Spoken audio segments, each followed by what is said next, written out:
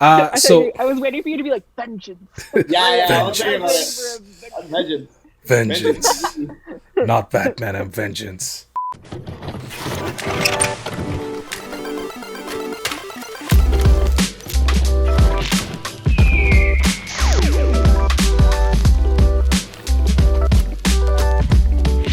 Welcome everyone to Lunchbox TV review of The Batman 2022, directed by Matt Reeves, starring Robert Pattinson and Zoe Kravitz. This is the big one from DC for this year, so let's talk. The story revolves around a continuous series of killings by the Riddler with purpose, and he leaves his little clues at the crime scene, very vintage Riddler stuff. And Batman does his detective work to track him down. This is a very stylistic, go figure, a darker take on the Dark Knight. It sounds so cliche by now, but I don't know if it's the darkest, but it might be. But it is a grittier one. It's I don't know if it's as realistic a take as Christopher Nolan's, but it is grounded. Not a lot of gadgets. It's a year one Batman. Uh, but yeah, that was the spoiler free. Let's talk initial thoughts. What did everyone think of the movie? I will go first. Okay, so I didn't want to have an opinion going in. Like I didn't want to have expectations. I couldn't succeed in that because I accidentally on purpose watched an interview of Robert Pattinson talking about all the roles he's ever played. And I didn't think he was going to talk about Batman because Batman wasn't out at the time, but he talked a little bit about his thought process behind playing Batman. And it made me so excited for this movie because there's something about the interview. He said something to the effect of when he got the role of Batman, everyone was telling him, don't watch the Batman movies, just like, don't watch any of them. And he's like, well, I've already seen all of them. I love Batman. Like, they're my favorite. Why would I have not seen these movies? And he watched them again because he's like, I want to be a different Batman. I want to see what's already been done because I'm not going to be better than any of these people at their portrayals. I want to do my own.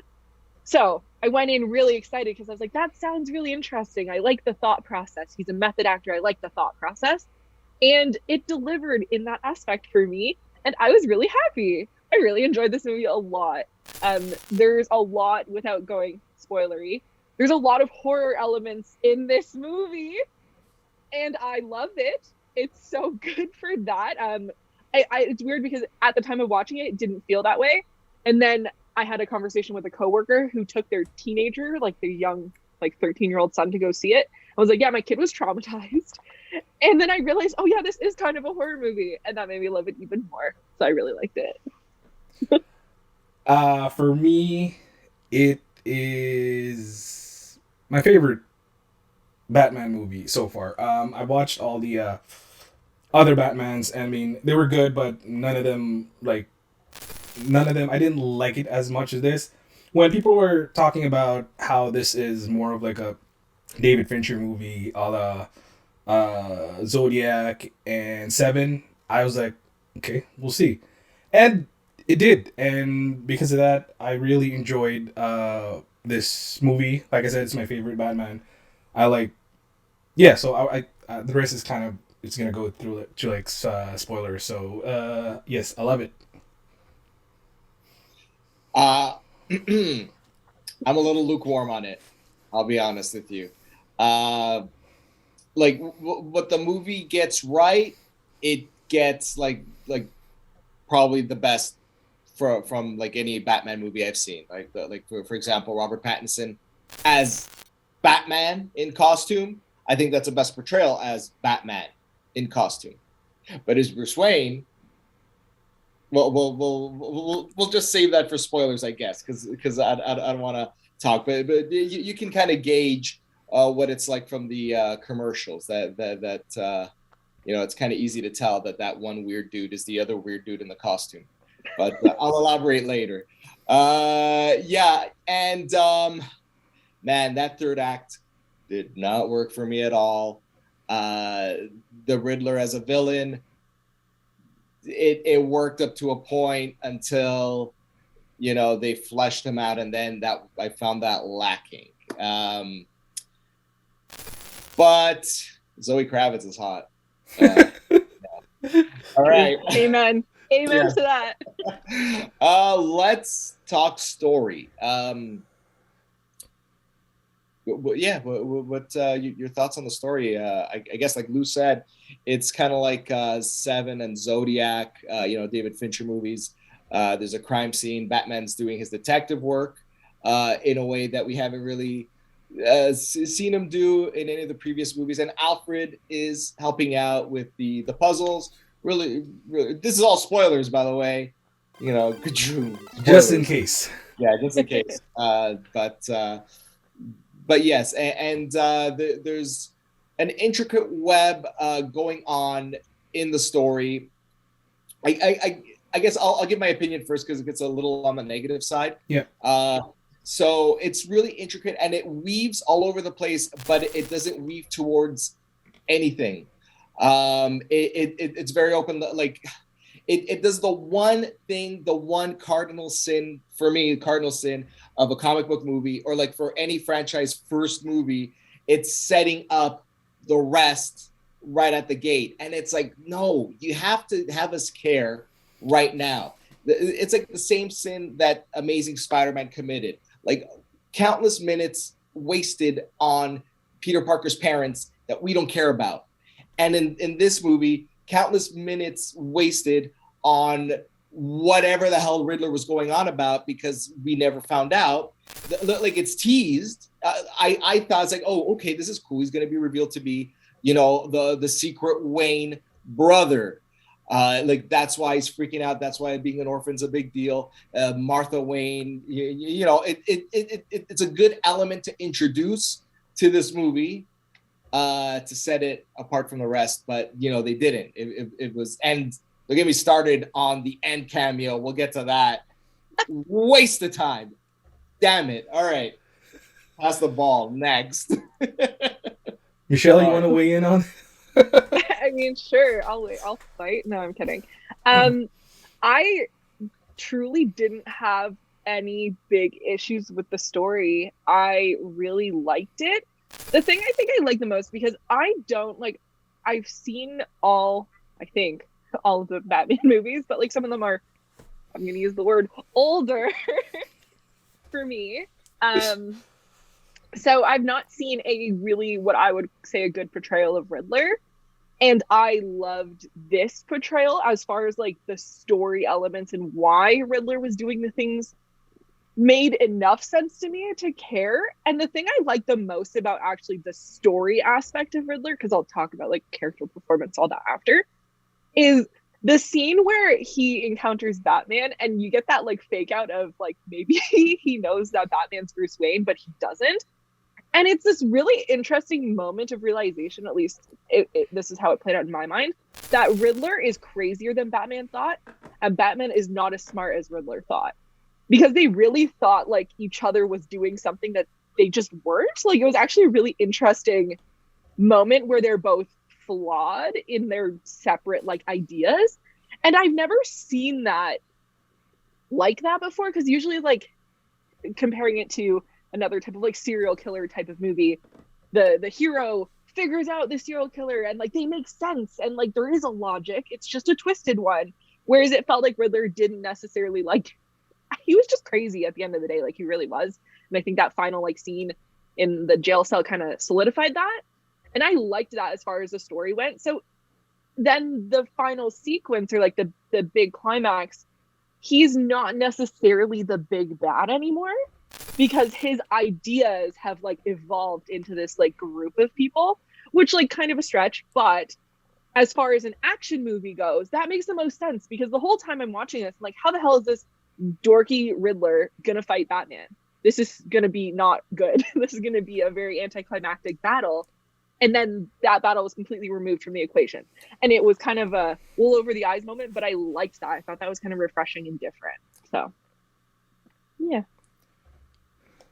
All right, so for me, the things that Alex said, grievances over the story, I kind of agree with.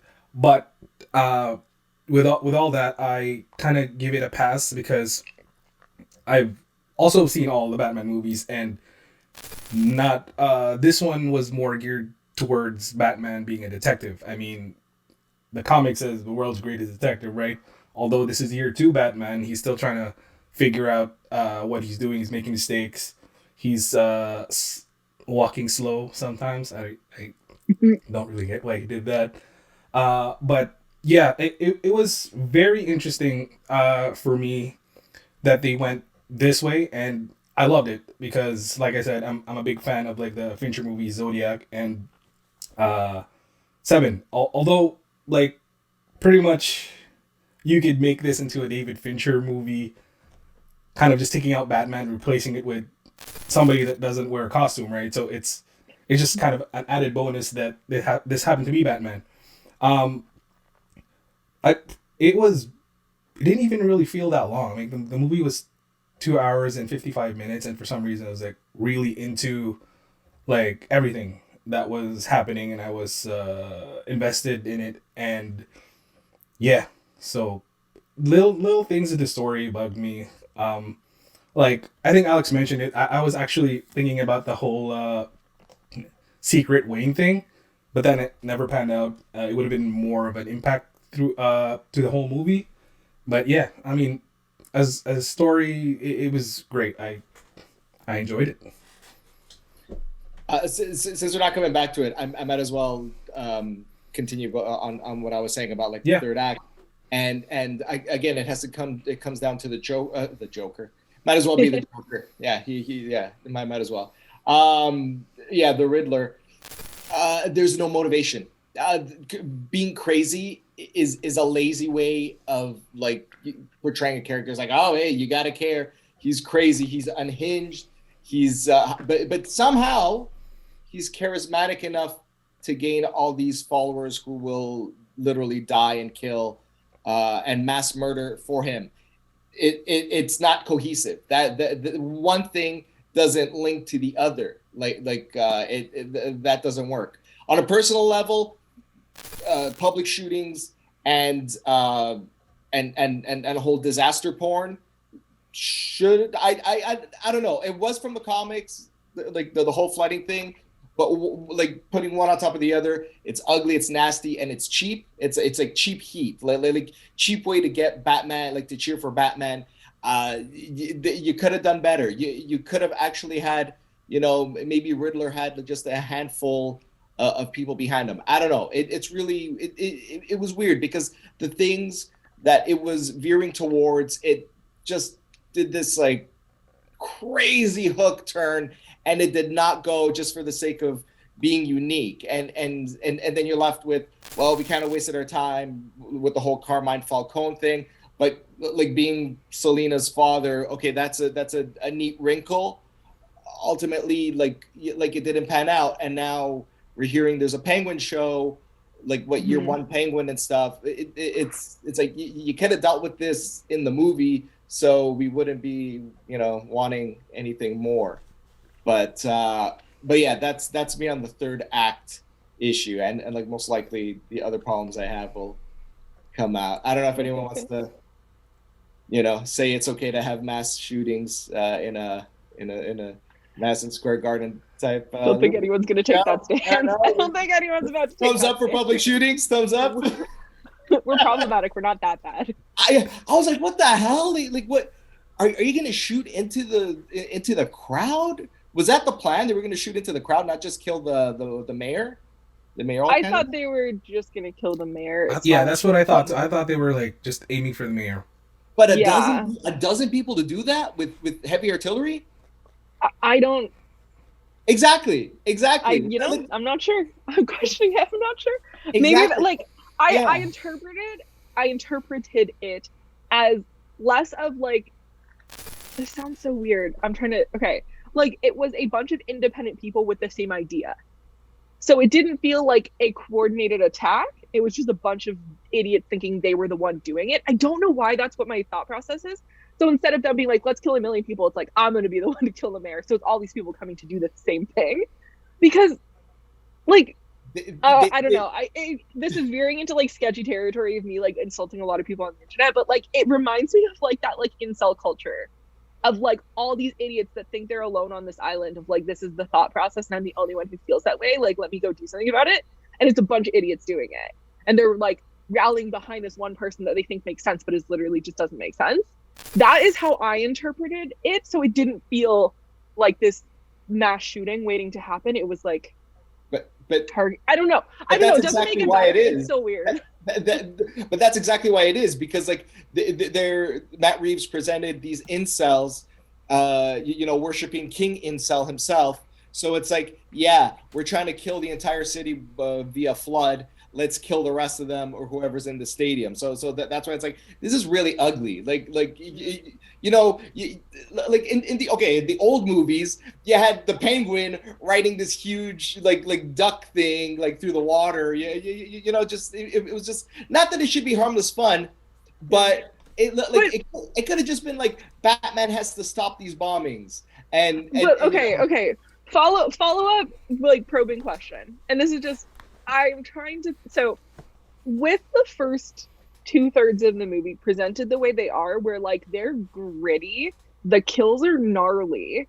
It's like it's something out of Saw, like truly.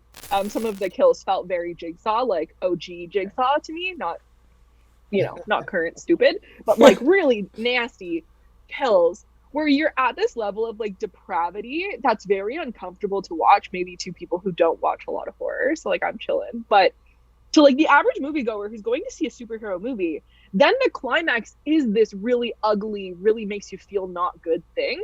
I think almost makes sense in that context if you're going for like a really ugly, uncomfortable feeling. Do you know what I mean? Like, you know how we've talked about like those movies that make you feel a little nauseous after? I think this could have had that effect on people. Uncomfortable a little bit. Yeah, like the way the Joker movie could have had on people, right? Like that kind of like really discomfort, like, oh my, like, oh, that's really nasty to see. This could, if the intention was to do that, I think they probably succeeded in that. I don't know if that was the intention, like I'm not sure, but in that context, I think it does work. In how nasty and gritty and like uncomfy that is. Does that? I don't know. I'm not gonna convince you to like it, but no. It's fine. It's just it's your opinion. Like that's fair. Yeah, that's fair. Okay, Lou, want to weigh in on the nastiness at the end? I think to a point it was a bit unnecessary. Like all the extra over the top violence felt unnecessary, but at that point I was just kind of my brain was mush and I was just like, what's gonna happen next? So it didn't even really sink in until like now when you guys were talking about it. I'm like, oh, that's true, because I was just really into like the detective aspect of the story that somehow I kind of overlooked everything else. But yeah, in a way I kind of do agree with like the violence was too much and it didn't need to be like that. But also I kind of also agree that it needed to happen so that you get this, like we're talking about, uncomfortable feeling, and it keeps you engaged with a movie. But to what end though? Like as a, Batman is Batman. Like okay, fair. It's his year one, but like he's not just failing, but like he's falling flat on his face in terms of failure. Like he's saving people. That was like the nice caveat at the end, but at the same time, and like I know Scott Snyder, Greg Capullo, Year Zero story. It's the same thing. But like in the comics, you also have like 40 years of Batman continuity where he's saving the day, and he's doing all this stuff.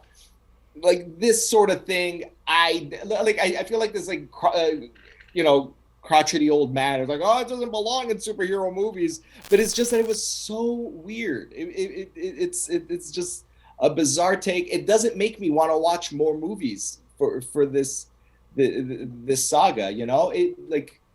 Yeah. But as host, I get last say. So. All right. Let's talk characters. I'll start again, but in a great way. Robert Pattinson, they made him tall as they made him tall. Everybody looked up to him. And I'm like, okay, this is great. This is how tall Batman should be. Yeah, the performances across the board, everybody brought their A game. Colin Farrell, great. Zoe Kravitz, amazing. Paul Dano, great performance. Everybody put on a great performance. I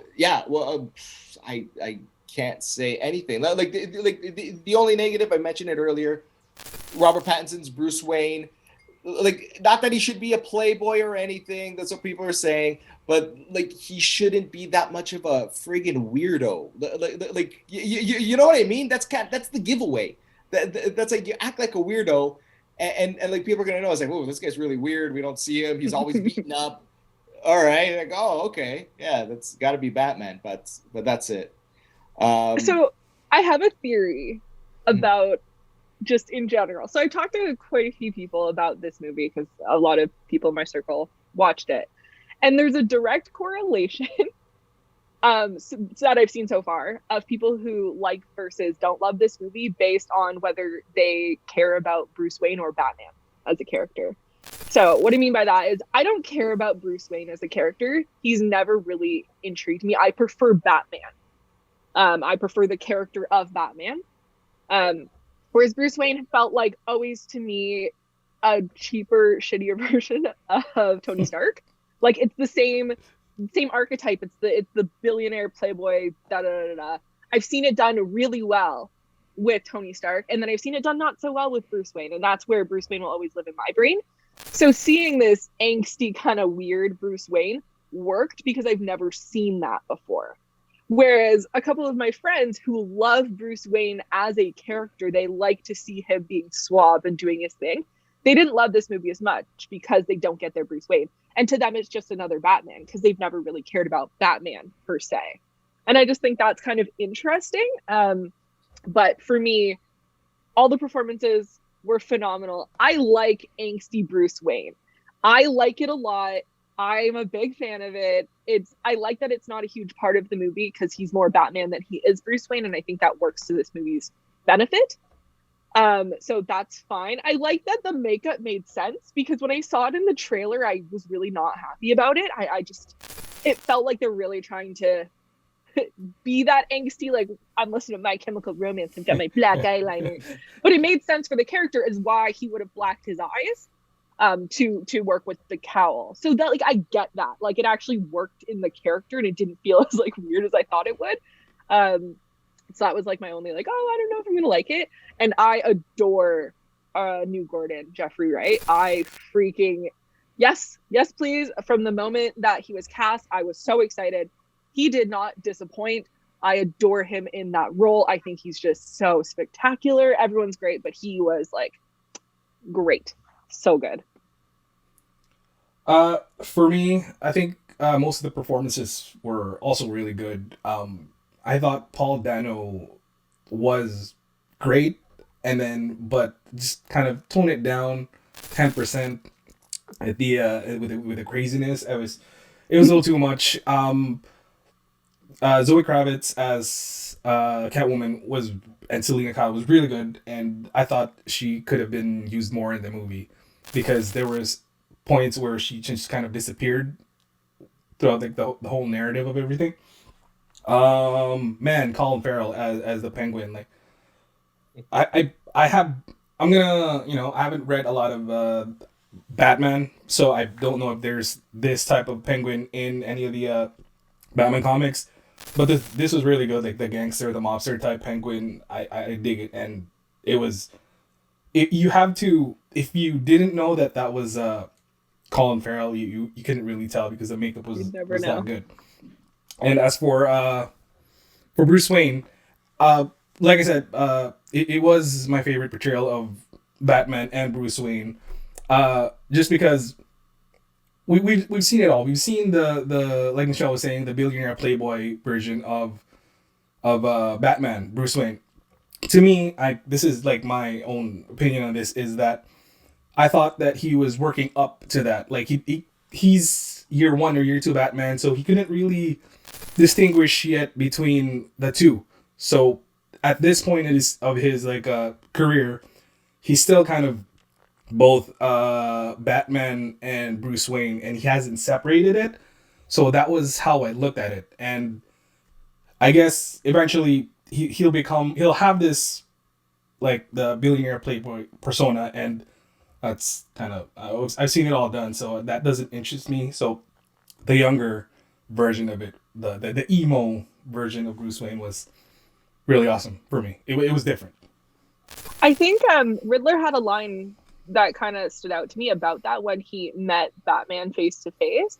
And he said he didn't care who's under the mask because Batman's his true persona. And I was like, that makes sense. Batman is the fully fledged persona at this point. I think, Lou, you nailed it right there. He doesn't know who Bruce Wayne is. Like, Bruce Wayne doesn't know who Bruce Wayne is. Bruce Wayne is Batman right now. Yeah, he doesn't have the he was affected by that grow. tragedy, and that's what shaped him, right? And then he has to come out of that to become the billionaire playboy philanthropist. That checks out in my mind, and I love it. Okay. If that's intentional, I love it.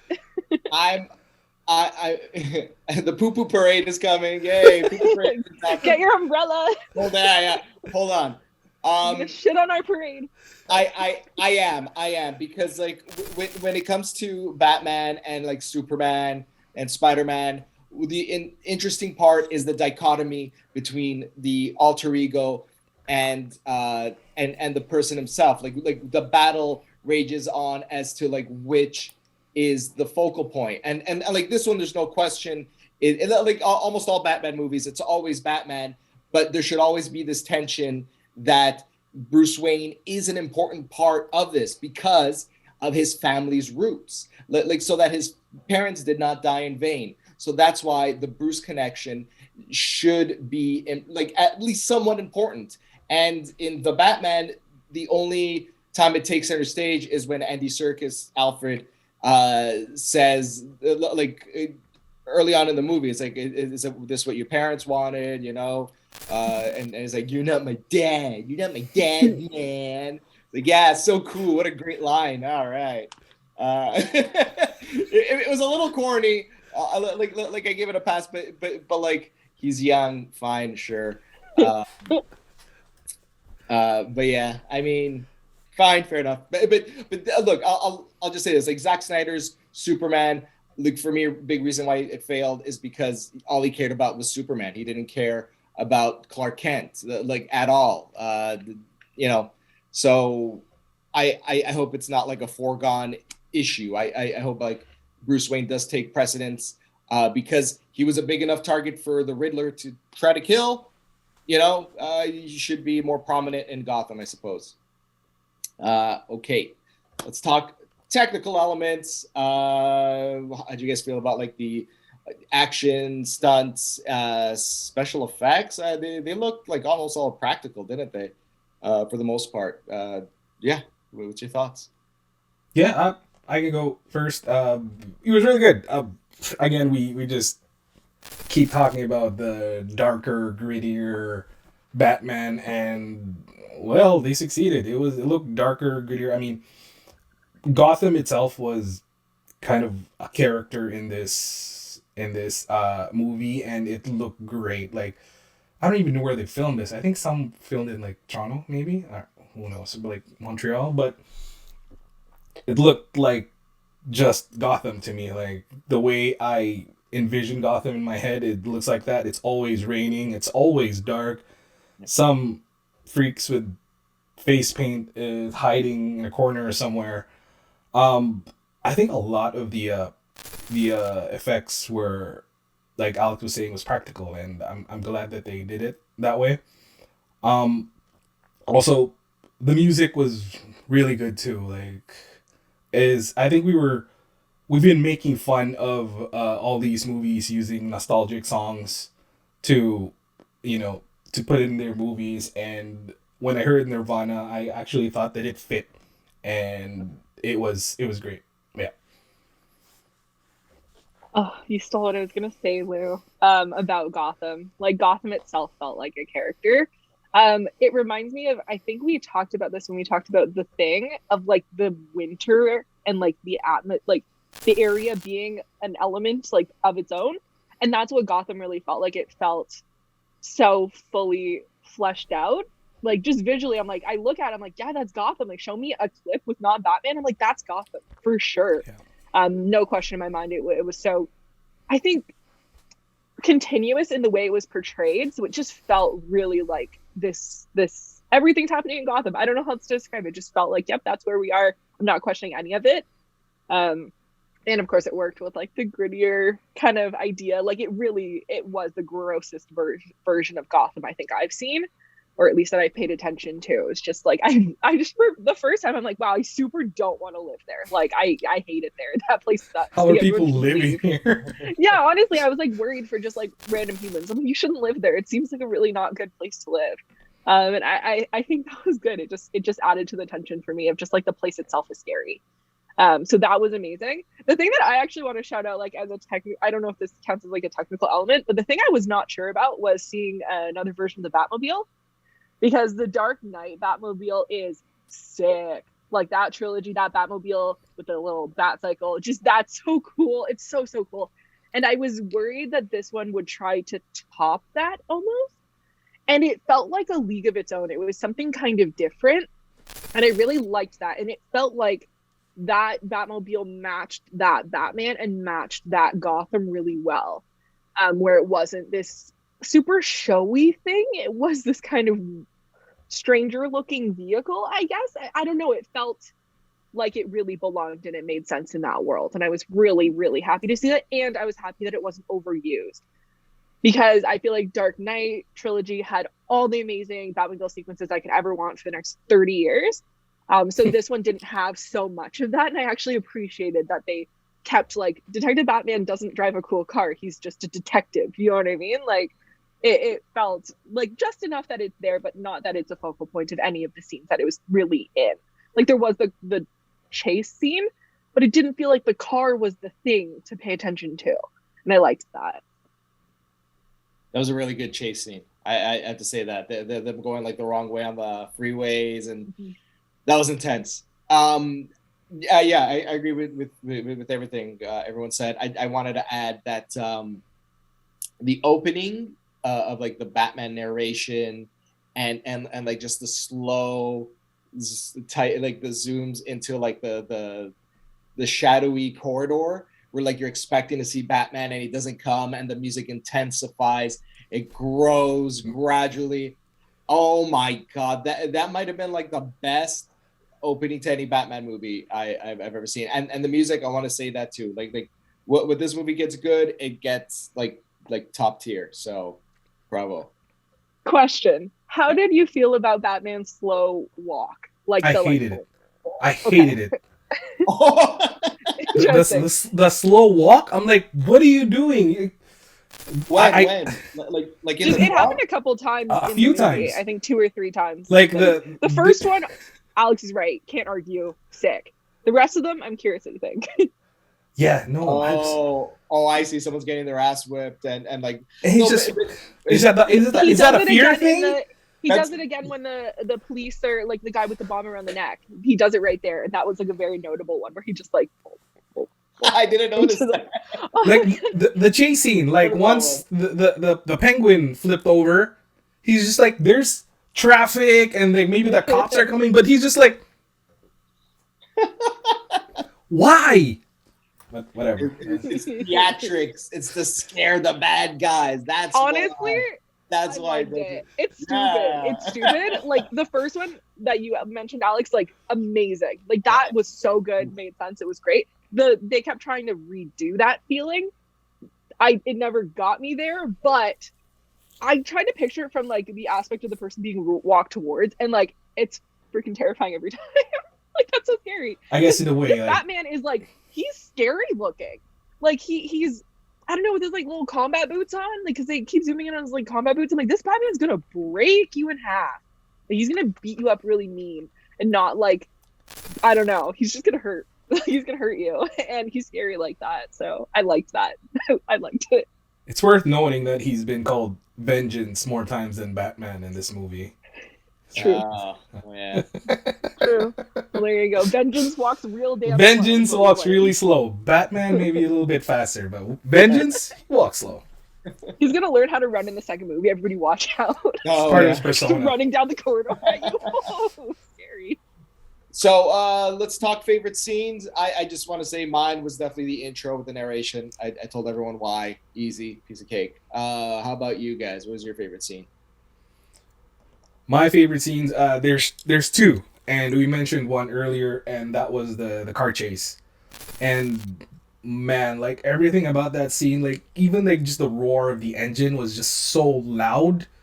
Like you felt the tension of like Penguin, especially the way it was shot, where you could kind of see Penguin's face while he was being chased, and then the other flip to that scene was like you just see the back of the Batmobile and just going forward, and I thought that was really good. And then my second favorite scene was, I think it was in the trailer when he just comes out of the dark and people are just shooting him, and he's just walking and like you only see the light from the like the gunshots. That was like yeah. Yeah. Oh, that one's my favorite. Just the Batman getting shot a bunch scene. I really liked. I just really it I don't know. I really liked it. Like that was really cool. The muzzle flashes were amazing, and it's a silly scene and it's not a good one, but it sticks in my mind, and it's the bomb around the neck scene where the guy explodes and Batman gets like exploded, and then he wakes up on a table with all the cops around him. That was actually that was weird. It was such a weird scene, but I actually loved it. Because it like the scenes that I like, Jeffrey Wright is in them and he's shining like a superstar, and he was a superstar in that scene. And then leading to like that was right before like he was talking one-on-one to Batman, and he's like, okay, like you're gonna escape, and then Batman just decks him.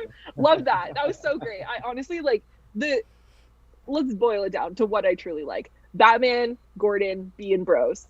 That's my favorite. I liked their relationship, and I really believed, like I really bought into their relationship in this movie. I really, really liked it. And like to be fair, I loved Gordon in Batman, like Dark Knight. Loved him too. Gary Oldman, also fantastic. But Jeffrey Wright just is so good. I don't know. Yeah. Right on. Okay, let's make a list here. Top 3 Batman. Are we just talking Batman, or like Batman, Bruce Wayne, or is it just Batman? Batman. Batman. Okay. You guys can go ahead. Just Batman. I can go first. Still, my favorite Batman is still Michael Keaton. I don't know. It was the first Batman on film that I've ever seen, and I thought his portrayal of Batman was perfect. Like as Batman, as Bruce Wayne, I thought it was really good. And second is Robert Pattinson, because, like I said, it's a different one where we just see him grow into maybe that Bruce Wayne persona, and is more brutal in this one. And thirdly, what's his name? Christian Bale, Gore the God Butcher. Alex, can you go next? I really need to think. Like I was not prepared for this question. I need to think more.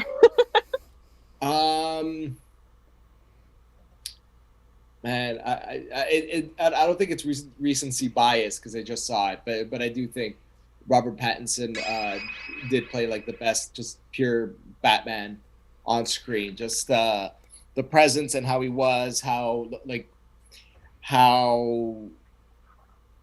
want to say, not calm, but like consistent he was in his attitude as Batman. Like you didn't see him freak out or do anything wild in crime scenes or anything like that. He was always very much the way the animated series Batman was, and like the animated series Batman is, by far it's my Batman. It's a perfect Batman, that animated series one. Perfect, yeah, absolutely, Kevin Conroy. But yeah, Robert Pattinson, I'd give him the top.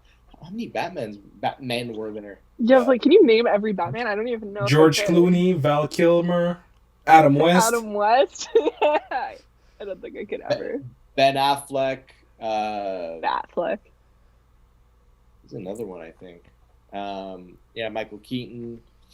I don't know. Val Kilmer was all right for what he did, but you only saw him in one movie, and the movie was so-so. Yeah. I don't know. Michael Keaton was good. I just haven't seen those movies in a while. Yeah, I even like Ben Affleck. Ben Affleck. I like, besides the killing, the ridiculous amount of murder that he did.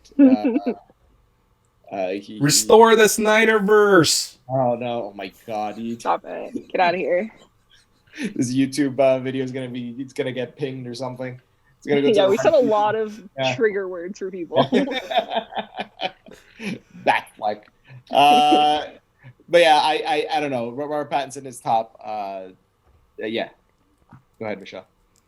Okay, so yeah, Pattinson is number one for me. I'm a fan. I'm a fan. I was never on Team Edward, but I am on Team Batman. So there's that. Team Jacob? Yeah, hell yeah, I was Team Jacob. Weird. You didn't watch our reader watch, Alex. I'm technically Team Boo Boo, so you should watch it so you know what that means. But yeah, so Team Pattinson. Then Christian Bale's next. Okay, here's my issue. I didn't grow up with a lot of these Batmans. So the ones that I'm going to list are ones that I watched organically, like not looking back and being like, oh, wow, this was my mom's Batman, or this was my cousin's Batman, or whoever's Batman. You know what I mean? Like, this was so-and-so's Batman.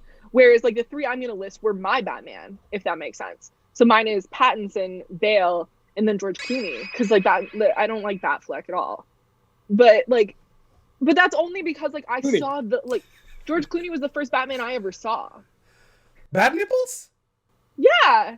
He was the first Batman I watched. Like, the first Batman movie that I can actually remember being like, I'm watching a Batman. This is so exciting. Because, like, I don't know. I didn't grow up with the other ones. I watched them later on.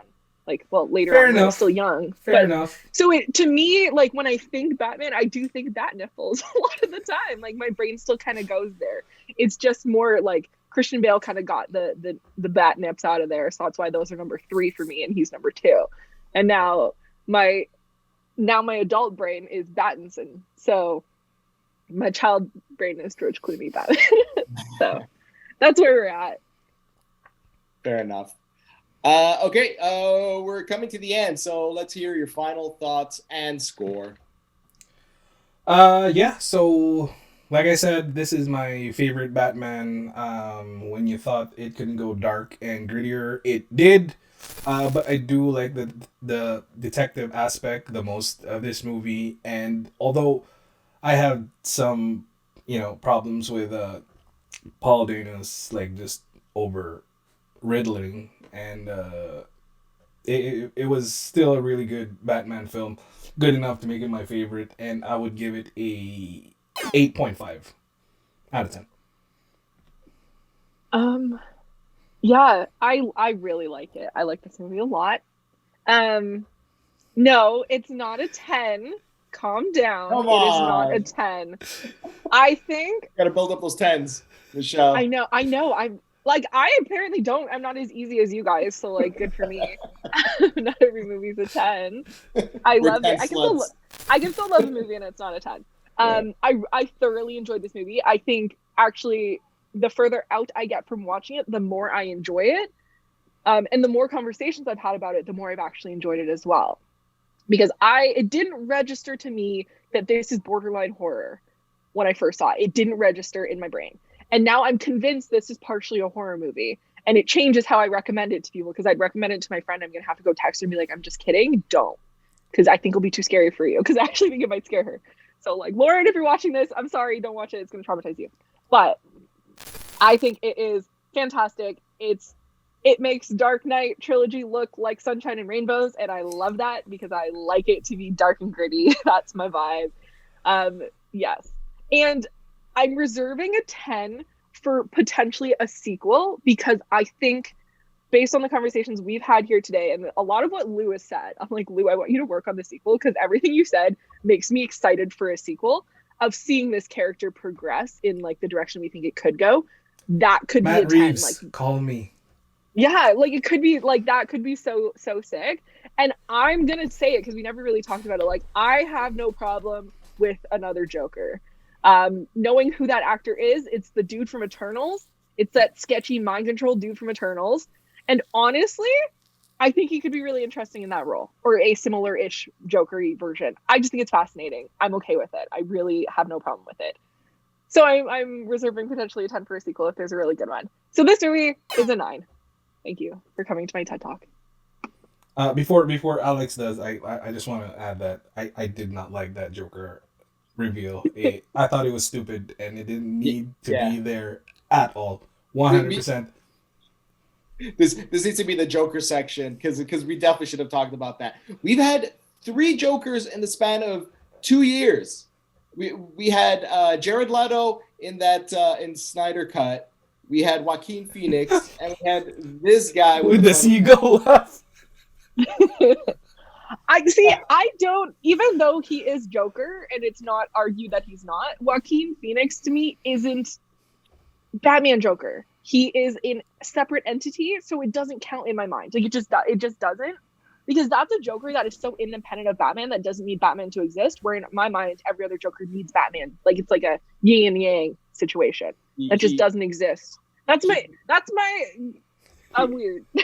He met Bruce Wayne in the movie. I'm sorry. That's Joker. So stupid. That's that doesn't even count. Right? That was the dumbest thing. I wish they never even did that. They like, look, this character needs to be put on ice for like 10 years. Yeah, no, absolutely, 100%. It's enough. Yeah, because it's just like this proliferation of Jokers. Come on, man. Like they're forcing everyone like to just not care at this point. And like this cheap, cameo at the end is like, oh, wait until you watch the next movie, makes this movie less special and not as good as it should have been as a standalone movie. Because it's like, hey, we'll be back for the night. Like, there's a lot of like of the worst kind of fan service in this movie. Okay, follow-up question then, because this was something I asked of a couple of my other friends who had the same opinion, being mad about Joker. Knowing that this Batman is a more like grounded, debatable, but you know what I mean, a little bit more grounded, a little bit more human, and they're trying to pick from his more human villains. We're not talking like superpower villains, because it's more like, you know what I mean? Who would you like to see in the sequel then? Like, what villain would you want him to go up against that's like more on that level, or you could picture in that grittier universe? Look. I'm sorry, I'm freaking out over here. But like, we've seen that. Like, Christopher Nolan was already grounded and realistic. It's time for Mr. Freeze. It's time for Clayface. Like I swear to God, I'm not even joking. I was gonna go Scarecrow. Yeah. Okay, yeah.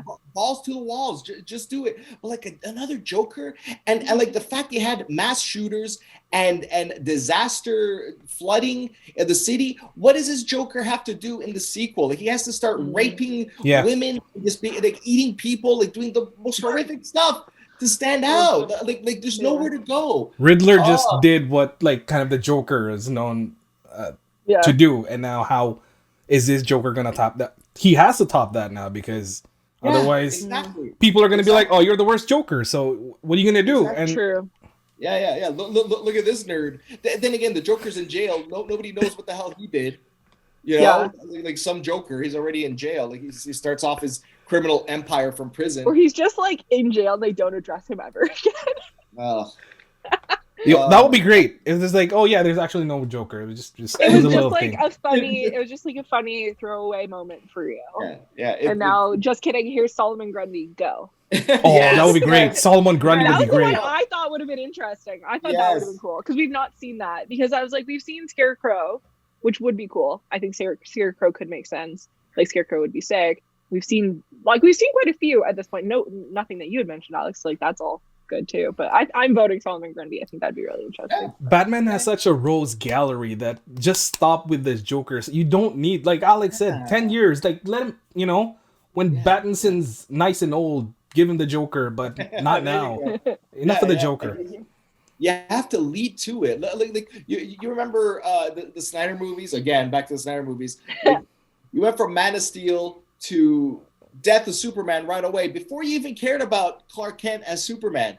And it's like, oh, we killed him off. Don't you care? No, we don't, because you didn't give us a reason to care in your movies.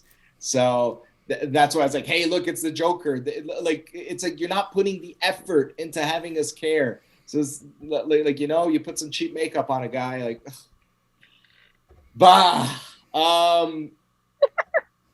Sorry, look, I did this, Dad.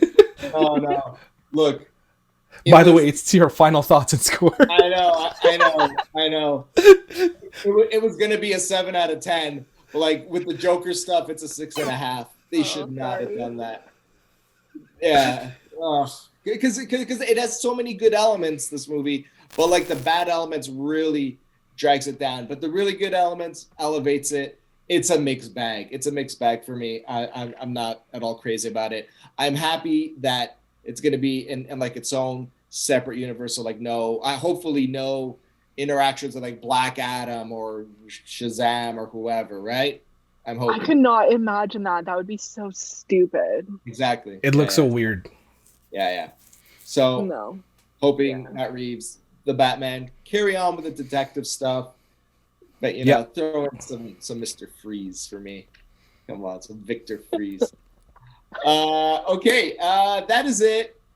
Everybody you're watching out there, give us a like, because the algorithms love it. Check out our socials. We're out there. We're all over the place, especially TikTok. We're doing big things on TikTok. I'm Alex. I forgot to introduce this, but I'll introduce you now. I'm Alex. I have been joined by Lou and Michelle. And we'll see you on the next one. Peace. Bye.